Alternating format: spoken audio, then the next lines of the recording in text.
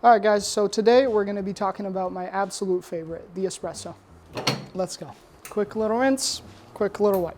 I wanna put the portafilter on top of the scale. And the reason why I'm doing this is because I wanna measure the exact amount of coffee that is going inside the basket. A good starting point would be for you maybe to use 18 grams of coffee and extract a 1-to-2 brew ratio.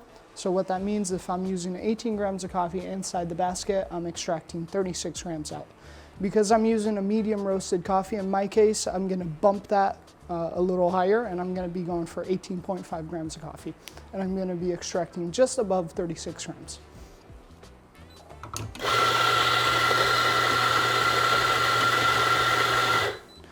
Once the coffee has been ground, make sure you have the right amount of coffee inside the basket. You can always add or take out based on what comes out.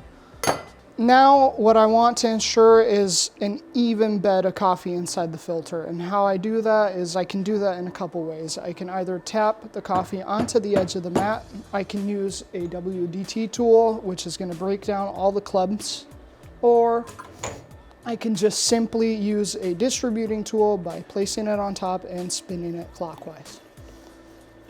This, if done properly, is going to ensure an even extraction and lessen the chances of channeling through the coffee bed.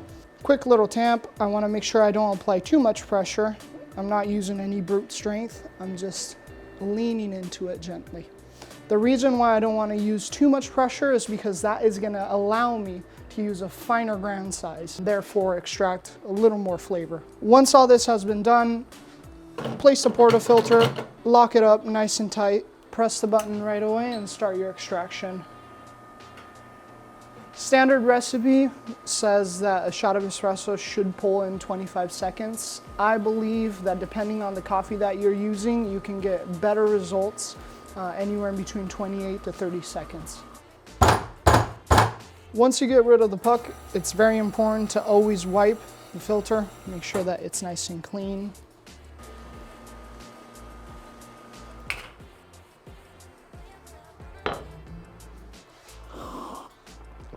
All right, so here are my final thoughts. When making a shot of espresso, in my opinion, it's very important to try to achieve a beautifully balanced shot of espresso. What that means is that you have a good body to it. You have beautiful sweetness. It's not overly acidic. It's not overly bitter. And the only way to do that, if you're able to get everything right in terms of the steps into making the shot of espresso, is by choosing the right coffee. Everybody's different. Not everybody likes the same thing.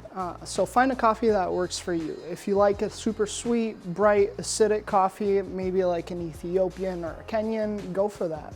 But try to understand how to properly extract it so that you extract it at its full potential. All right, guys, that will be it for today. There's so much more that can be said about espresso, but we'll leave that for future videos. So make sure to like and subscribe both to the Instagram and to the YouTube to stay up to date with what is to come. Peace.